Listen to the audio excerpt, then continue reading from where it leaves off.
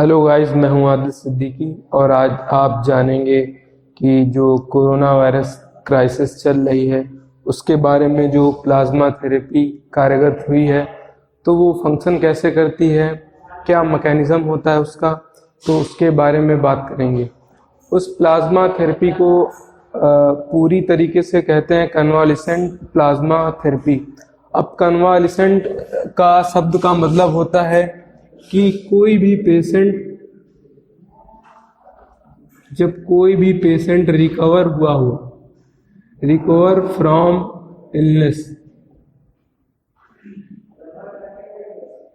कन्वालिसेंट मतलब ऐसा शब्द है ये कि जब कोई किसी भी पेशेंट को कोई इलनेस डिजीज हुई हो, उसके बाद जो है वो इलनेस से ठीक हो गई हो, रिकवर हो गया हो, तो कन्वालिसेंट उसके लिए सब लगाते हैं कि जो पेशेंट रिकवर हो गया हो उस बेसिक या उस पार्टिकुलर डिसीज से। और प्लाज्मा तो जानते हैं आप, एक ब्लड का, हमारे जो ब्लड होता है उसका एक पार्ट होता है प्लाज्मा। उसके बाद थेरेपी यानी एक इलाज है जिसको कहते हैं। तो अब ये जानेंगे कि जो हमारी कन्वालिसेंट प्लाज्मा थेरेपी होती है इसकी मैकेनिज्म क्या होती है। तो जैसा कि आप जानते होंगे कि हमारा जो ब्लड होता है, ब्लड के जो मेन कंपोनेंट होते हैं वो होता है एक प्लाज्मा और दूसरा होता है ब्लड सेल्स। प्लाज्मा होता है हमारा 55% टोटल ह्यूमन ब्लड का और बाकी 45% जो होता है हमारा वो ब्लड सेल्स होती हैं। और उसमें से जो ब्लड सेल्स होती हैं हमारी वो होती हैं आरबीसीज, डब्ल्यूबीसीज और प्लेटलेट्स। आरबीसीज आपको मालूम होगा रिस्पायरेशन में फंक्शन करती हैं और प्लेटलेट्स हमारी जो है ब्लड क्लॉटिंग में, रक्त का थक्का जमाने में मदद करती हैं। बाकी जो डब्ल्यूबीसीज होती हैं वो डिफेंस मैकेनिज्म में वर्क करती हैं। डिफेंस मैकेनिज्म का मतलब हमें इम्यूनिटी प्रोवाइड करती हैं, इम्यूनिटी प्रोवाइड करती हैं। अब इससे एक शब्द निकल के आया है इम्यूनिटी। अब इस शब्द का मतलब जानेंगे पहले कि इम्यूनिटी शब्द का मतलब क्या है, इस टर्म का जो है, इस टर्म का अर्थ मीन क्या है। तो चलिए, तो होता क्या है, जो ब्लड होता है इसके प्लाज्मा और ब्लड सेल्स इसके मेन कंपोनेंट होते हैं। ब्लड का 55% अप्रोक्स जो है प्लाज्मा बनाता है, बाकी जो ब्लड सेल्स होती हैं वो 45% बनाती हैं।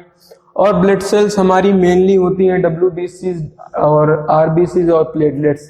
जो डब्ल्यूबीसीज हमारी सेल्स होती हैं, ब्लड की कोशिकाएं होती हैं, वो जो है हमें इम्यूनिटी यानी जो फॉरेन पार्टिकल हैं उनसे फाइट करके हमें प्रतिरक्षा प्रदान करती हैं, इम्यूनिटी प्रदान करती हैं।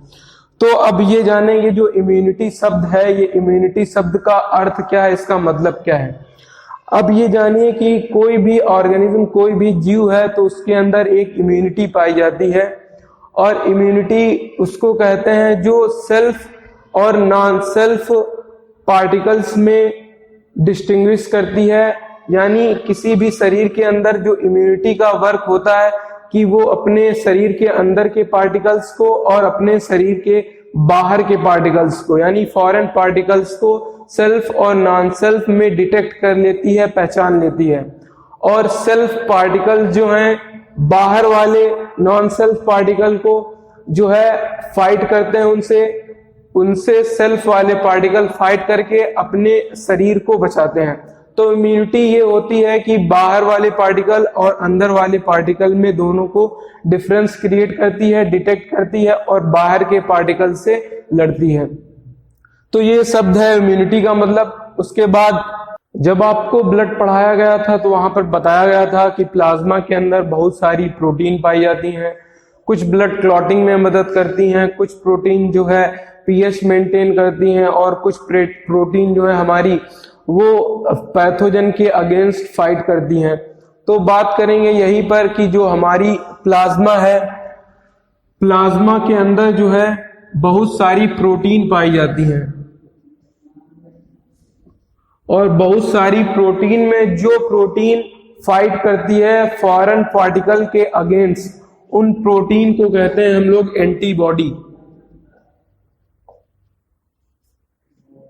और शॉर्ट फॉर्म में डिनोट करते हैं AB से।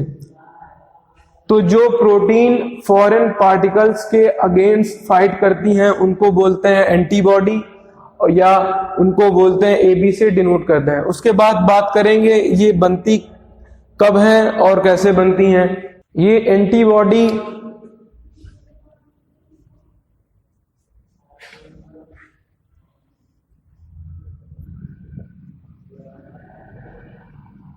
फॉर्म होती है during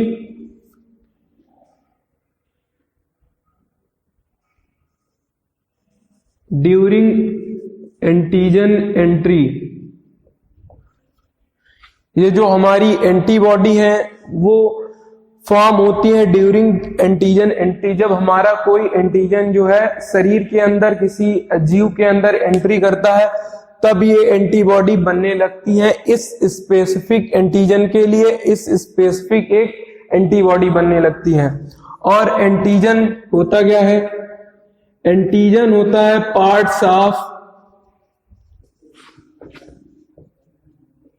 parts of foreign particle. अब फॉरेन पार्टिकल हमारा क्या हो सकता है? फॉरेन पार्टिकल्स में हो सकता है वायरस, बैक्टीरिया, या मान लीजिए डस्ट पार्टिकल है, या पॉलन ग्रेन है,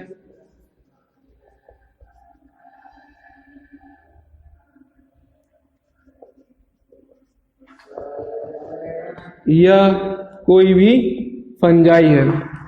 और यही पार्ट्स ऑफ फॉरेन पार्टिकल को बोलते हैं एंटीजन। और ये होते क्या है एंटीजन? कोई भी पार्ट जो किसी भी जीव का पार्ट होता है वो बेसिकली बना होता है प्रोटीन का। तो ये भी एक प्रोटीन है। और इन सभी फॉरेन पार्टिकल्स को बोल देते हैं पैथोजन। तो अब जानिए होता क्या है। हमारा शरीर है, शरीर के अंदर पाया जाता है ब्लड, और ब्लड के अंदर मौजूद है प्लाज्मा, और प्लाज्मा के साथ जो है प्लाज्मा रक्त का दूसरा कंपोनेंट होता है ब्लड सेल्स। उसमें ब्लड सेल्स जो है प्लाज्मा के अंदर तैरती रहती हैं। और इस तरीके से समझिए कि प्लाज्मा जो है हमारा पानी है, और पानी के अंदर बहुत सारी ब्लड सेल्स तैर रही हैं। तो प्लाज्मा जब कोई हमारा पैथोजन या एंटीजन जब किसी शरीर में एंट्री करता है तो उसके बाद होता क्या है, उस प्लाज्मा में एक स्पेसिफिक प्रोटीन बनने लगती है उस स्पेसिफिक एंटीजन के लिए। तो हमारी उस स्पेसिफिक प्रोटीन को कह देते हैं एंटीबॉडी, जो है बनी किससे है? प्रोटीन से बनी है, और बन नहीं है एक स्पेसिफिक एंटीजन से। एंटीजन के अगेंस्ट बन नहीं है, वो भी प्रोटीन है। और एंटीजन होता क्या है? पार्ट्स ऑफ फॉरेन पार्टिकल, यानी जो बाहरी कोई कण है उसका भाग, उसके हिस्से को कहते हैं एंटीजन। और एंटीजन बना किससे होता है? प्रोटीन से। तो मान लीजिए जो हमारा पार्ट्स ऑफ फॉरेन पार्टिकल है वो फॉरेन पार्टिकल क्या क्या हो सकते हैं? मान लिया वायरस है, या बैक्टीरिया है, या डस्ट पार्टिकल है, पॉलन ग्रेन है, या फंजाई है।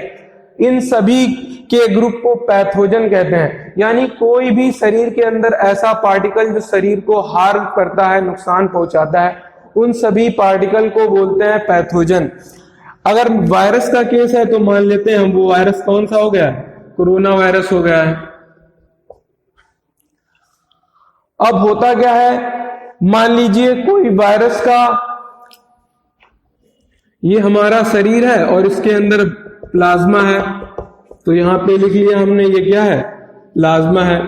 और उसके बाद जो है इसके अंदर बहुत सारी एंटीबॉडी बन रही है, तो ये मान लिया क्या है? एंटीबॉडी है।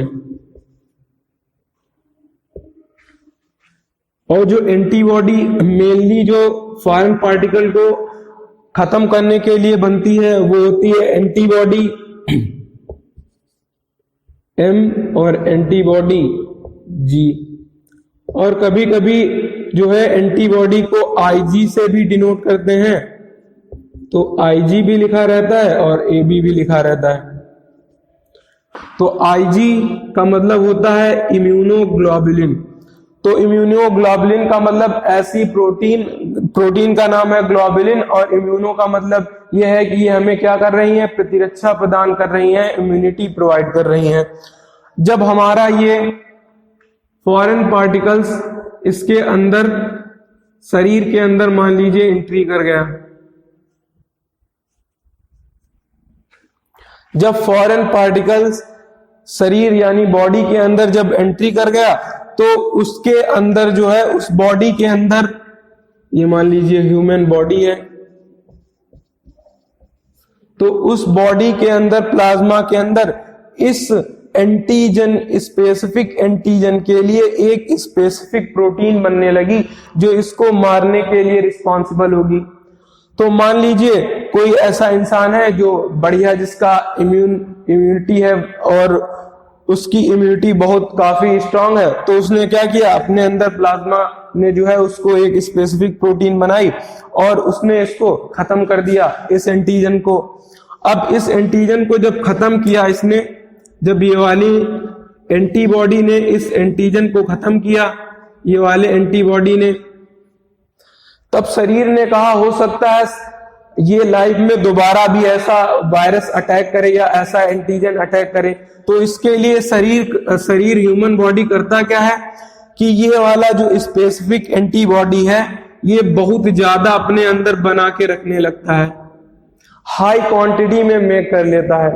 तो हमारा जो ये ह्यूमन बॉडी है, ये इस वाले एंटीजन से रिकवर हो गया, यानी ये जो पेशेंट जो वायरस से इन्फेक्टेड था पर्सन, वो ठीक हो गया है। तो उसके लिए शब्द लगा दिया गया कन्वालिसेंट, यानी जो पर्सन इस वायरस, इन्फेक्टेड वायरस से ठीक हो चुका है, तो उसके अंदर जो ये वाला एंटीबॉडी है, ये वाला एंटीबॉडी का जो कंसंट्रेशन है वो बहुत हाई है, यानी इसके अंदर, प्लाज्मा के अंदर जो पाया जा रहा है प्रोटीन या जो एंटीबॉडी पाई जा रही है जिसके अगेंस्ट इसने लड़ाई की है, उसके अंदर बहुत सारा पाया जा रहा है, हाई कंसंट्रेशन में प्रोटीन पाई जा रही है प्लाज्मा के अंदर।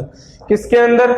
जो पर्सन इन्फेक्टेड था, जो उस स्पेसिफिक एंटीजन से रिकवर हो गया, तो इसलिए इसके शब्द दे दिया गया है कन्वालिसेंट, यानी जो पर्सन रिकवर हो चुका है फ्रॉम दिस इलनेस से, यानी उस स्पेसिफिक एंटीजन से जो रिकवर हो चुका है, उसके लिए शब्द दे दिया गया कन्वालिसेंट। अब यही एंटीबॉडी, अब ये वाली एंटीबॉडी होता क्या है, इसको बायोटेक्नोलॉजी के थ्रू, बायोटेक्नोलॉजी को थ्रू ब्लड को निकाला जाता है, और ब्लड का जो कंपोनेंट होता है वो प्लाज्मा और ब्लड सेल्स है। अब प्लाज्मा के ही अंदर जो ये वाली एंटीबॉडी है, जिसने इस वाले एंटीजन को मारा है, तो इस वाली जो एंटीबॉडी है वो कहां मौजूद है? इस प्लाज्मा के अंदर। तो इस प्लाज्मा और ब्लड सेल को अलग कर दिया जाता है, किससे? बायोटेक्नोलॉजी के थ्रू, और हमें जो है एक स्पेसिफिक एंटीबॉडी मिल जाती है। स्पेसिफिक एंटीबॉडी मिल जाती है जो उस स्पेसिफिक एंटीजन को मार सकती है, खत्म कर सकती है। अब मान लो कोई ऐसा पर्सन है जो किसी वायरस से इन्फेक्टेड हुआ है, मान लो वो कोरोना वायरस का केस है, तो कोरोना वायरस के वो पार्टिकल होंगे, फॉरेन पार्टिकल होंगे, वो एंटीजन कहलाएंगे। और जो पर्सन कोरोना वायरस से रिकवर हो गया है, तो उस पर्सन को बोल देंगे वो कौन सा पर्सन है? कन्वालिसेंट पर्सन है, यानी उस बेसिक कोविड-19 से वो जो है रिकवर हो चुका है। उसके अंदर जो पाई जाने वाली कोरोना वायरस के थ्रू या अगेंस्ट जो एंटीबॉडी है, उसके अंदर बहुत हाई कंसंट्रेशन में है। अगर उसको दोबारा वो डिसीज फिर हो जाए तो तुरंत ही वो उससे रिकवर कर लेगा। तो मान लीजिए कोई ऐसा पर्सन है, इन्फेक्ट हो गया है, कोई दूसरा पर्सन इन्फेक्ट हो चुका है, तो इन्फेक्टेड पर्सन है, उसके अंदर एंटीजन आ गया है, किसका? मान लीजिए कोरोना वायरस का।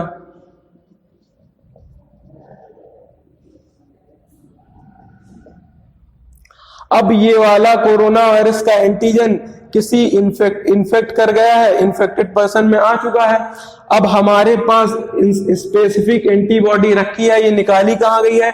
जो पर्सन रिकवर हो चुका है उस डिसीज से, अब ये वाली स्पेसिफिक एंटीबॉडी इसके शरीर में डाल दी जाती है। जब इसके इन्फेक्टेड पर्सन के शरीर में ये वाली एंटीबॉडी डाल दी जाती है तो ये वाली एंटीबॉडी इससे लड़ने लगती है, और जो इन्फेक्टेड पर्सन होता है ये भी मैक्सिमम चांस होता है कि ये भी रिकवर हो जाता है। अब एक दिमाग में ये क्वेश्चन बनता है कि सर क्यों ना डायरेक्टली हम इसको ब्लड को, प्लाज्मा और ब्लड सेल्स को अलग क्यों कर रहे हैं, डायरेक्टली ब्लड को ही क्यों ना डाल दिया जाए। अगर आपने अच्छी तरीके से ब्लड पढ़ा होगा तो वहां पे चलती है ब्लड ग्रुपिंग, यानी जब किसी ब्लड को दूसरे इंसान में ब्लड जब ट्रांसफ्यूज करते हैं, यानी एक इंसान से दूसरे इंसान में जब हम ब्लड का ट्रांसफर करते हैं तो ब्लड की मैचिंग कराई जाती है, ब्लड की ग्रुपिंग कराई जाती है। शायद आपने पढ़ा भी होगा कि ब्लड ग्रुप होते हैं ए टाइप के, ए बी टाइप के, ओ टाइप के, बी टाइप के। तो अगर इस तरीके से देखेंगे तो काफी टाइम लग जाएगा ब्लड ग्रुपिंग मैच कराने में, और वही पर्सन ठीक हो पाएंगे जिससे वो कन्वालिसेंट वाला पर्सन है, जो ब्लड ग्रुप उसका हो और वो इन्फेक्टेड पर्सन का हो, तो केवल वही पर्सन ठीक हो पाएगा जिसका ब्लड ग्रुप मैच कर रहा हो। और प्लाज्मा के अंदर प्रोटीन पाई जा रही है, इसलिए ये प्लाज्मा से अलग कर लेंगे तो प्रत्येक व्यक्ति के ये प्रोटीन डाली जा सकती है, क्योंकि ये इससे कोई कुछ लेना ही देना नहीं है कि कौन सा वो ब्लड ग्रुपिंग है, क्योंकि ये बेसिकली क्या डाला जा रहा है, किसी के अंदर एक प्लाज्मा प्रोटीन डाली जा रही है, यानी हमारी एंटीबॉडी डाली जा रही है, और जिससे वो पर्सन भी रिकवर हो जाए। तो ये थी हमारी प्लाज्मा से डाली गई, और ये था एक इलाज थेरेपी थी, तो इसलिए इस थेरेपी को बोल दिए कन्वालिसेंट प्लाज्मा थेरेपी।